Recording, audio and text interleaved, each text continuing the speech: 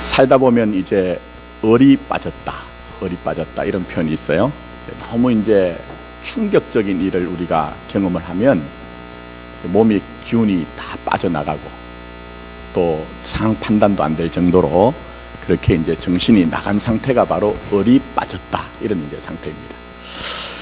오늘 본문 말씀 보시면 엠마오에서 이제 엠마오로 내려가는 두 사람이 있습니다. 예루살렘에서 한 25리 되는 그 길을 내려가는데 어떤 면에서 이 사람들의 상태가 그렇습니다.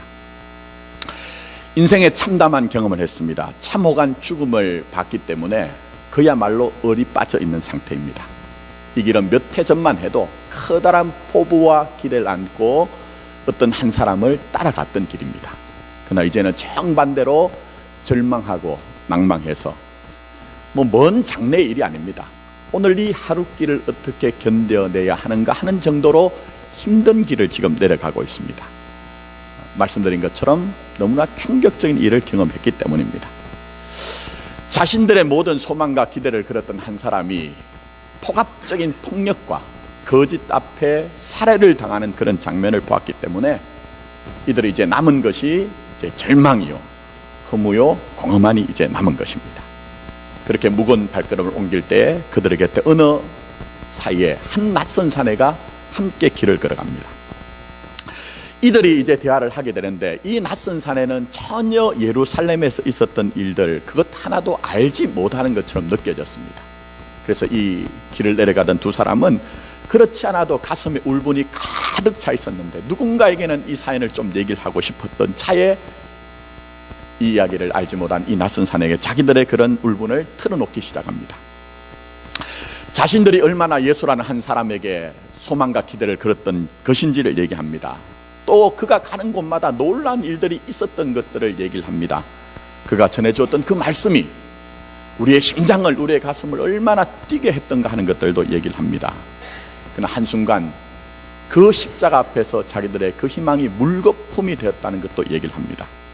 그러나 이상하게도 여인들이 그 무덤을 갔다 왔지만 그 무덤이 빈 무덤이지만 우리는 그것을 믿지 못하겠다고 하는 그 얘기까지도 합니다.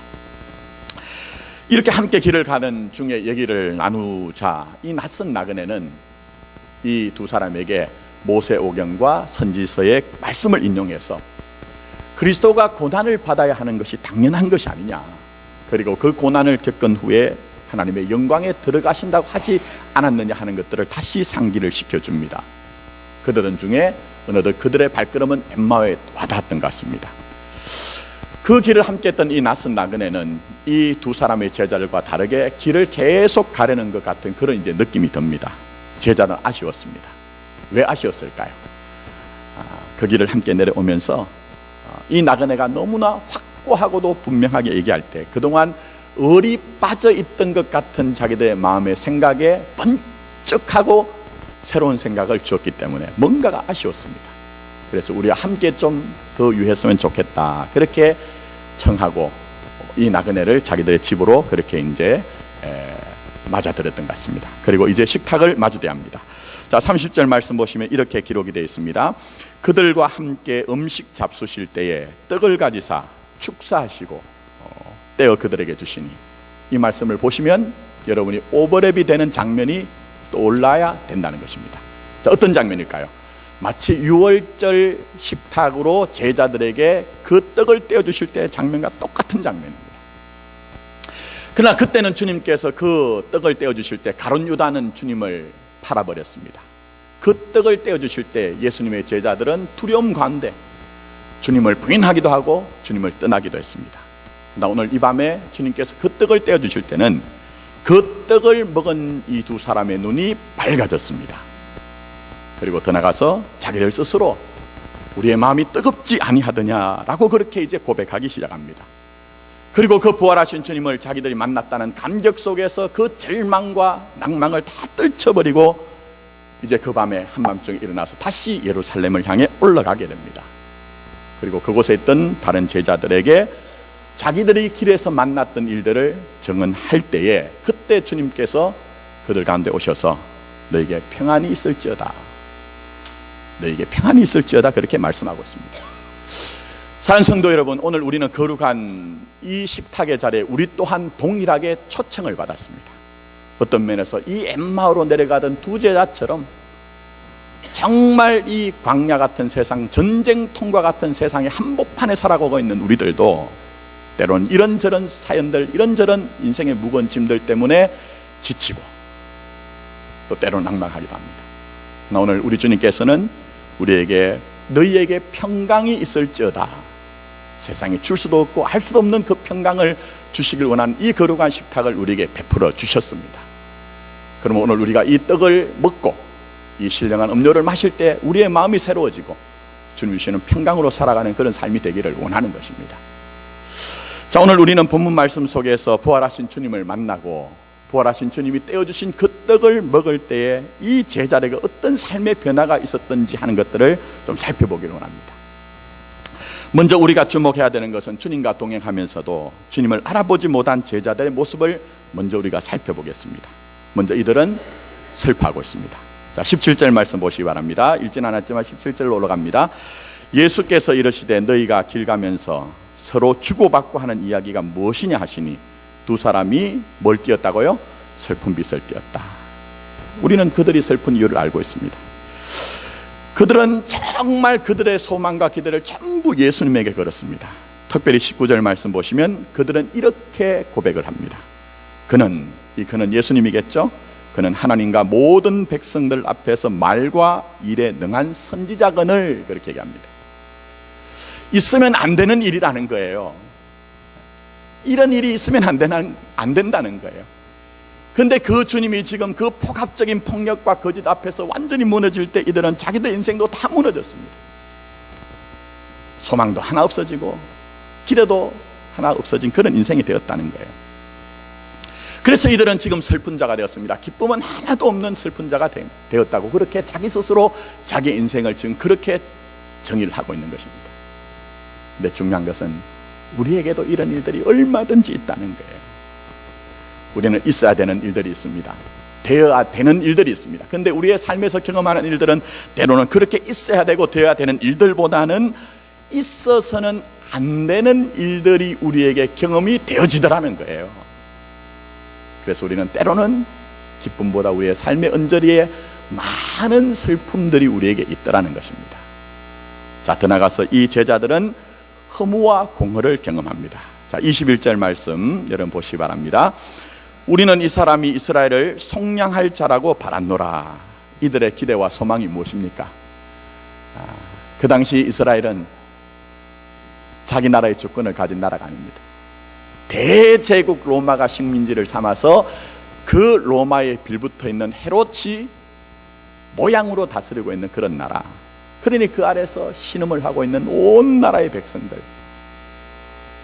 그래서 오늘 이 제자들도 어떤 면에서 예수님이 오셨을 때 마치 모세가 과거에 자신들의 조상들이 애굽 땅에서 그렇게 신음하고 고통할 때에 모세가 그 이스라엘 사람들을 전부 다 해방하고 자유케 했던 것처럼 그 예수님이 그렇게 좀 했으면 좋겠다는 마음이 있었던 것 같아요.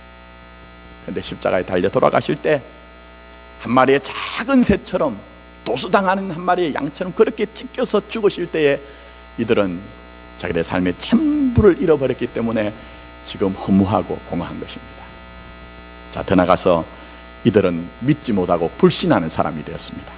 자, 21절부터 하반절부터 24절 말씀을 여러분 눈으로 한번 보시면 분명히 이들이 알고 있는 것이 있습니다. 그게 무엇입니까? 여인들이 갔다가 그 무덤이 빈 무덤이 되었다는 사실이에요. 그 사실을 듣기는 들었는데 우리가 지금 믿지를 못하고 있는 거예요. 어떻게 죽었던 사람이 다시 살아날 수 있느냐 하는 거예요, 여러분. 근데 문제는 무엇입니까? 우리 주님께서 이미 많은 제자들에게 내가 대제사장들과 서기관들에게 십자가에 죽은 후에 그 죽음의 권세에 머무르는 것이 아니라 부활할 것이다, 생명이 무엇인지를 보여줄 것이라고 말씀하셨어요, 여러분. 그렇다면 이들의 믿음은 무엇입니까? 주님과 주님의 말씀을 믿는 믿음이 아니고 절대적으로 죽은 사람은 다시 살아날 수 없다는 그 사실을 믿는 믿음을 가졌다는 거예요, 여러분. 그러니 믿음을 가지지 못하니 내가 지금 슬픈 거예요, 여러분. 믿음을 가지지 못하니 내가 지금 공하고 고독하고 외로운 것입니다. 그래서 오늘 이들의 상태가 바로 그런 상태라고 우리에게 보여주고 있습니다. 그러나 놀라운 것은, 참으로 귀한 것은 그런 제자들을 주님이 포기하지 않으셨다는 거예요. 주님은 그들을 절대적으로 포기하지 않으셨다는 거예요. 그렇게 슬퍼하고 허무해하고 공허해하고 심지어는 믿지 못하는 그들을 찾아오셨습니다. 또 그들과 동행을 하셨습니다. 그들에게 떡을 떼어 주심으로 말미암아 그들의 삶의 전부를 바꾸셨습니다. 그런데 그런 사랑은 그 두 사람에게만 있는 것이 아니라 어떤 면에서 우리가 광야 같은 세상에서 전쟁통과 같은 이 삶의 한복판에서 지치고 상한 심령을 가진 저와 여러분들에게 그 사랑이 멈춰지지 않고 중단되지 않는 사랑으로 오늘 이 거룩한 식탁을 우리에게 베풀어 주셨다는 것입니다. 여러분. 자, 그러면 이제 더 나가서 부활하신 주님을 만나고 주께서 떼어주신 그 떡을 먹었던 이 사람들의 삶은 어떻게 변화가 되었을까요? 먼저 이들은 새로운 차원의 삶을 보기 시작합니다. 자, 31절 말씀 보시기 바랍니다. 그들의 뭐가 밝아졌죠? 눈이 밝아졌습니다. 그들의 눈이 밝아져서 함께 동행했던 그 낯선 사람이 아니라 바로 부활하신 우리 구주 예수 그리스도이구나 하는 것들을 알게 되었다는 거예요. 여러분, 우리가 때로는 그런 때가 있습니다. 어떤 분야에서 굉장히 탁월한 일을 하고 성공적인 일을 완수할 때 그 사람을 가리켜서 저분은 그 분야에 눈이 열린 분이야, 이런 이제 얘기를 하는 경우가 있어요. 우리하고는 좀 다르다는 것이죠. 다른 차원이 있다는 것이죠. 오늘 이 두 제자의 모습을 보십시오. 이들은 지금 엠마오로 내려갈 때는 슬퍼합니다. 허물을 노래합니다. 공허를 지금 노래하고 있습니다. 믿지 못하는 불신의 사람이 되어 있어요. 왜 그랬을까요? 부활하신 주님을 알아보지 못했기 때문에.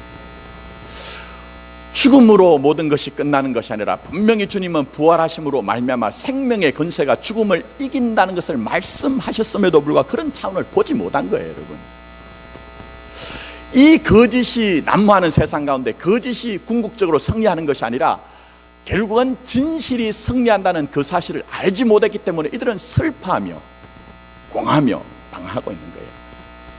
근데 주님이 떡을 떼어주실 때 그들은 이제 새로운 차원의 삶이 열리기 시작합니다. 그렇구나. 죽음의 권세는 부활을 이길 수 없어.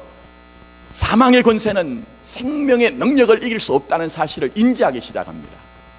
더 나아가서는 바로 거짓은 진실을 이길 수 없다는 사실을 알고 하나님의 말씀만이 분명히 승리한다, 이긴다는 것을 알게 되었다는 것입니다. 저는 오늘 이 거룩한 식탁의 자리에서 주님이 주시는 그 떡과 주님이 주시는 음료를 먹고 마시는 저와 여러분들에게도 이 두 제자가 눈이 열린 것처럼 새로운 차원의 우리의 삶을 볼 수 있는 그런 믿음의 눈이 열리는 여러분이 되기를 원하는 것입니다. 더 나아가서 이들은 회복을 경험합니다. 놀라운 주님이 주시는 회복을 경험합니다. 자, 32절 말씀 보십시오. 거기 말씀해 보시면 우리 속에서 마음이 어떻게 되었습니까? 뜨겁지 아니하냐 했습니다. 무슨 얘기입니까? 그들이 좀 전까지만 해도 마음이 냉담했다는 거예요. 마음이 냉담했다는 거예요. 마음이 완전히 식어 있다는 거예요. 그런데 주님이 함께 하시면서 주님이 주시는 그 떡을 먹을 때 우리의 마음이 뜨겁지 아니하더냐고 얘기하고 있습니다. 결국 주님이 주시는 그 떡을 먹을 때 이들의 마음속에 있는 가득하였던 슬픔이 물러가며 기쁨이 그들에게 가득하게 되었다는 것입니다. 삶의 공허와 허무가 그들에게 가득했지만, 그들은 불신하는 사람이었지만 주님이 주시는 그 떡을 먹을 때 그들 속에서는 믿음으로 충만한 그런 삶으로 변화가 되었다는 것입니다.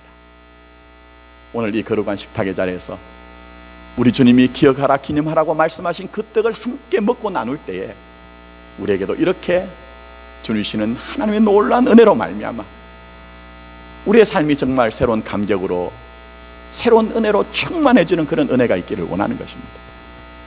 더 나아가서 이들은 재헌신의 삶을 살기 시작합니다. 재헌신의 삶을 살기 시작합니다. 자, 33절부터 35절까지 말씀을 한번 보십시오. 곧 그때로 일어나 예루살렘에 돌아가 보니 11 제자 및 그들과 함께 한 자리에 모여 있어 말하기를 주께서 과연 살아나시고 시몬에게 보이셨다 하는지라. 두 사람도 길에서 된 일과 예수께서 떡을 떼심으로 자기들에게 알려주신 것을 말하더라 얘기했습니다. 여러분, 이 사람들이 엠마오로 내려갈 때는 무슨 마음을 먹었을까요? 이제 우리는 예수님을 믿는 사람들과 함께 하기 싫어. 예수님이 그렇게 십자가에 달려 돌아가셨는데 내 인생의 소망이 뭐야?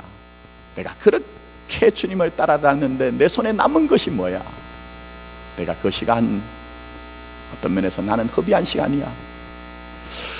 우리 고향 동네에서, 우리 동네에서 보니까 내 연배 친구들은 전부 자기 인생을, 자기를 정령하면서 뭔가를 꿈꾸고 그렇게 그것을 이루었는데 나는 지금 주님을 따라다녔지만 내가 지금 있는 것이 뭐야? 나는 이렇게 슬픈 사람이 되었고, 나는 이렇게 허무하고 나는 고독하자. 나는 이제는 더 이상 예수를 따르는 제자들과 함께 하지 않을 것이야. 그런 마음을 먹고 내려갔는지 모르겠습니다, 여러분. 근데 그날 밤에 길에 동행하신 주님을 만났습니다. 주님이 주시는 떡을 그들이 먹게 되었습니다. 그럴 때 그들의 눈이 열려지고 그들의 마음이 뜨거워지면서 이제는 더 이상 이 제자들은 그 자리에 머무를 수가 없었습니다. 엠마오의 자리에 머무를 수가 없었습니다. 가만히 있을 수가 없어서 그 한밤중에 일어나서 그때에 그들이, 제자들이 모여있는 자리로 다시 돌아갑니다. 무슨 얘기입니까? 이제는 내가 포기했던 그 제자의 삶을 회복을 하겠다는 거예요.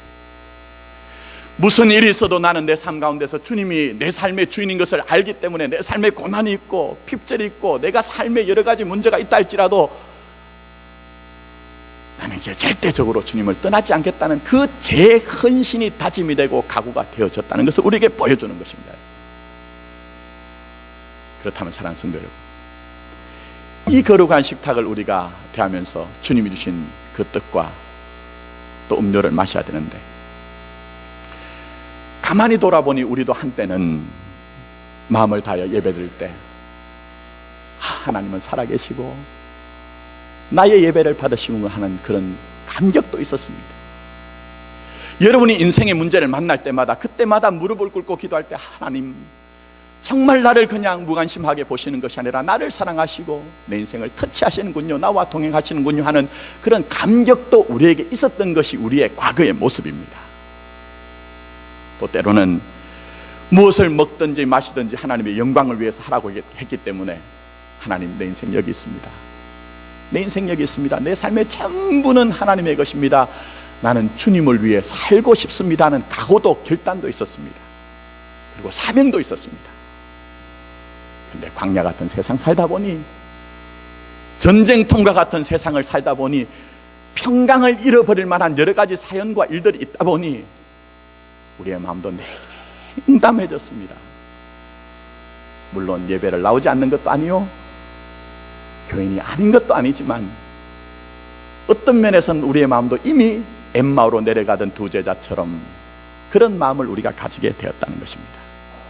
그러나 중요한 것은 이 시간, 그 두 제자를 찾아오신 주님은 이 거룩한 식탁을 베푸신 이 시간에 우리에게 성령으로 찾아오셔서 우리에게도 동일하게 떡을 먹여주시고 음료를 마시게 하심으로 말미암아 우리의 눈을 열어주시고 우리의 마음을 뜨겁게 하시면서 제 헌신의 삶을 살도록 촉구를 하고 계십니다. 떠나서 평강을 잃어버릴 만한 이 세상 한가운데서 너희들은 세상의 평강으로, 조건의 평강으로 사는 자가 아니라 내 안에 있는 세상이 할 수도 없고 줄 수도 없는 나의 평강으로 사는 자들이라고 우리에게 말씀하고 계십니다. 아무쪼록 오늘 우리가 함께 주님의 떡과 주님의 음료를 먹고 마시는 이 자리에 우리의 마음이 다시 새로워져서, 혹 우리의 삶 가운데 있었던 슬픔이 있으면 전부 다 기쁨으로 바뀌어지고, 또 우리의 삶 가운데 있었던 우리가 때로는 믿지 못한 우리의 마음이 있었다면 새로워지는 믿음으로 바뀌어지며, 우리가 잃어버렸던 우리의 삶이, 사명이 있었다면 다시 한번 주님 앞에 재헌신을 각오하고 다짐하는 그런 거룩한 회복의 역사가 오늘 믿음으로 이 성만 찬내에 참여하는 저와 여러분들에게 있기를 예수님의 이름으로 축복합니다. 아멘.